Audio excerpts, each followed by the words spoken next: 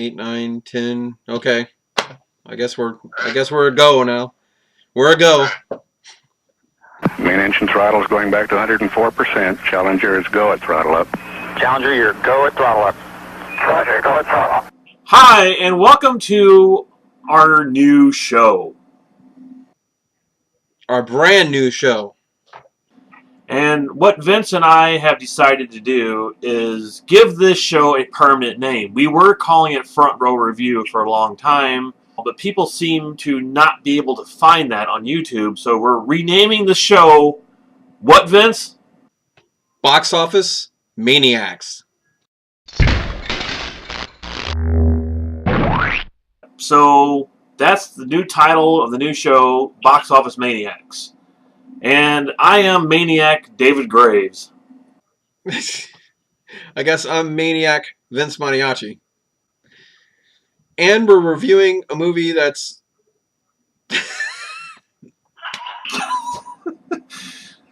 Yep, we're doing real good so far. It's a great start to the new show, Vince. That doesn't matter. Nobody's going to watch the show anyway, just like the other one. Yeah, I know. It's not like anybody watches this. Alright, so tonight we are reviewing... I keep hearing Maniac David Graves. I keep hearing that in my head.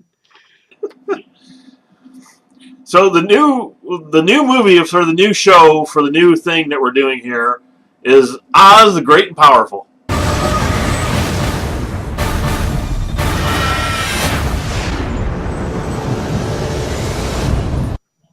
Oz the Great and Powerful. To Oz? To Oz. We come to see the wizard, the wonderful Wizard of Oz. Here he is, the Wizard of a Wiz, if ever a Wiz there was. If ever a Wiz there was, the Wizard of Oz is one. Because of the wonderful things he does. We're out to see the wizard, the wonderful Wizard of Oz. Now, I've been a Wizard of Oz fan since I've been born. I remember when it was on television and everybody ran to go watch it. And if you watched my review for the box set, you know I bought the big gigantic box set for it and love that. And I love book Wicked, and I've gone and seen Wicked twice on Broadway now. So I am a huge Wizard of Oz fan. I have pretty much bought every video incarnation of Wizard of Oz at some point, somehow, except for the Blu-ray. That's the only one I haven't ever bought, is the Blu-ray. And I've seen it on television. So when Sam Raimi was announced that he was making the new movie, I was actually really surprised, but at the same time, I was kind of excited to hear that he was making the film, because it's like, what would Sam Raimi exactly do with the Wizard of Oz? Yeah, I was excited to hear that he was directing this as well, because I think he's a fantastic director regardless. You know, I think he's just an absolutely fantastic director. He's got a great vision. So, the only problem I have with this movie, Vince, it's kind of a big problem, is I'm not a very big James Franco fan. I've never really liked the guy. I thought he was okay in several movies. I thought he was really good in Planet of the Apes, or Rise of the Apes, but every other movie he's been in, yeah, I'm not that big of a fan of his. Well, I don't mind him. I think he's an alright actor. I don't think he's one of the greatest actors, but I think he's alright. I liked him in all the Spider-Mans, and I don't know, there's something about him that he's like goofy. He acts like just goofy in all of his movies, and there's something about him I'm not crazy about. I don't know. I'm okay with him.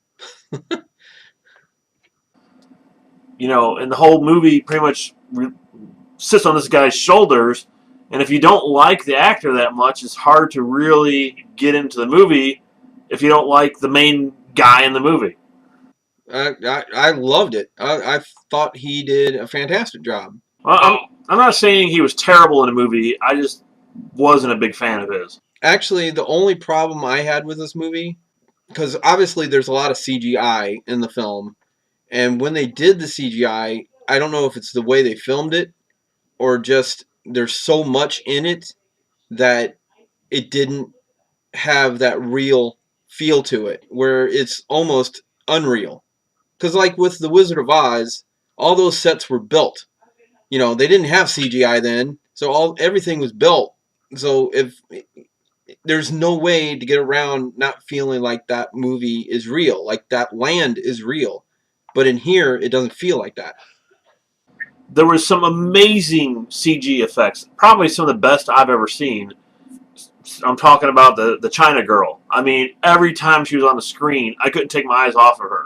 She was one of the most phenomenal CG characters I have ever seen on screen, period. Well, yeah, I'm not saying that it was all bad. It was just there was a lot of scenes where it just didn't look real. It didn't feel real. I didn't mind CG that much. What I did mind is here you have this land that's supposed to be so crazy and magical, and you're supposed to have like all this cool things going on in the world. And while there was glimpses of it in the movie, I don't think there was enough in there. They didn't really show enough of Oz, like the pieces of it. You know, there was like there one or two sequences like, oh well, that's really cool, but there wasn't enough of that in there. I thought it was fantastic. I thought they did an excellent job of showing quite a bit of Oz. So I just don't feel like Oz was real enough. That was my only issue. Well, I didn't feel as if it was like it was magical enough. I don't think there was that many cool things to see in Oz. The absolute best thing is like when he went to the village right at the beginning of it and meets the China girl. Now, if you don't know, those characters were in the original Oz book, the very first Oz book. Dorothy meets these people. But they did have a lot of the extra characters, like the Tinkers and the Munchkins, of course, and all those people from all those lands. No, they didn't show each and every land, but you had all those people from those lands as well. And I wanted more of that. I wanted to see more cool things like that. Theodora is what they call the witch in the movie, and I had a problem with her name too. I think she should have been called Elphaba after Wicked, but obviously I guess they couldn't do that.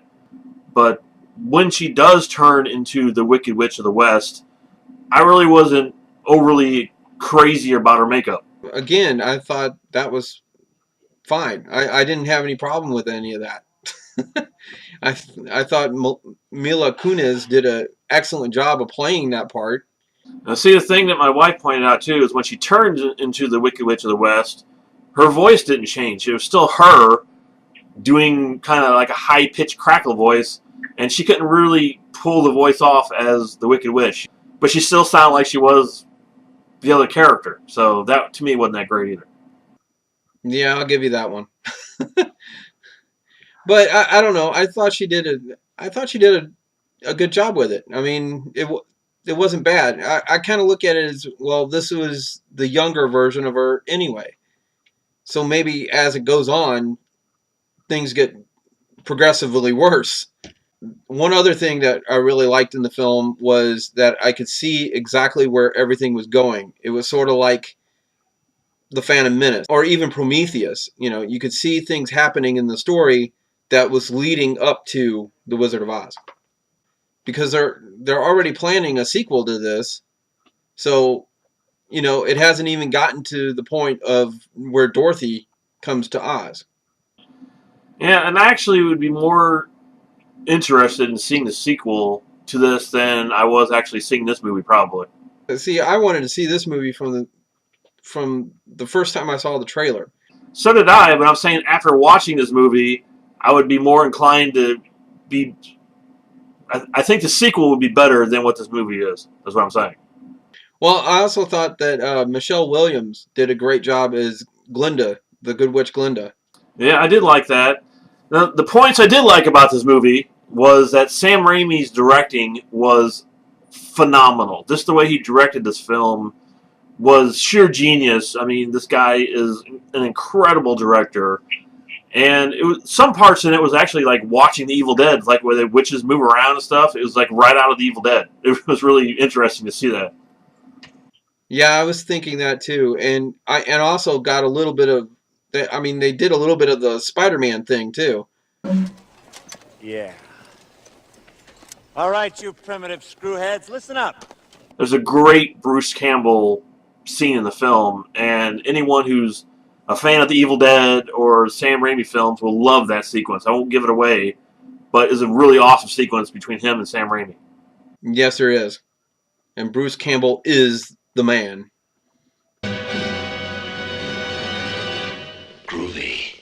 The one last thing I need to point out, though, is I saw this movie in IMAX 3D, and I have to say the 3D in this movie is amazing. So if you get a chance to go see either IMAX 3D or regular 3D, go see it, because the 3D is actually worth it in this film.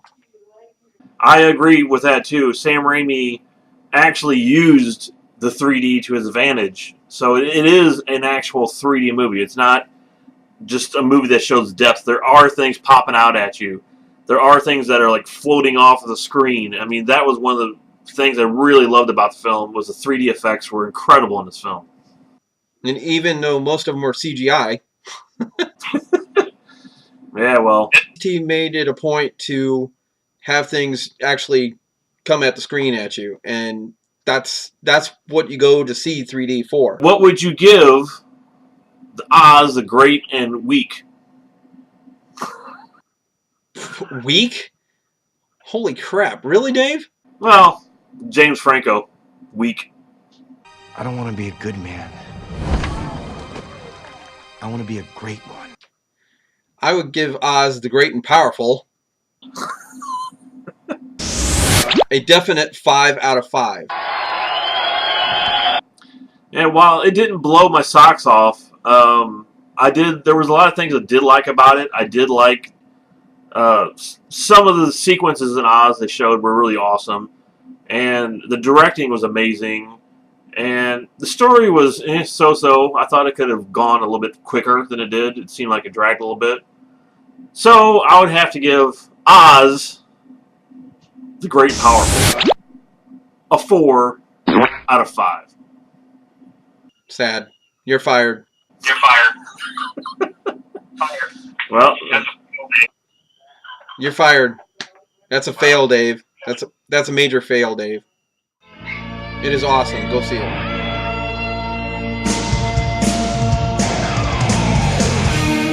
and I am Maniac David Graves. And I guess I'm Maniac David Graves. Wow, there's two of me. Holy cow. Let's try that again. Actually, the only problem I had with the film, really, the only problem I really had with the film. Do you have any problem with the film? Was my wife in the background going? Oh, that's kind of what I thought about it.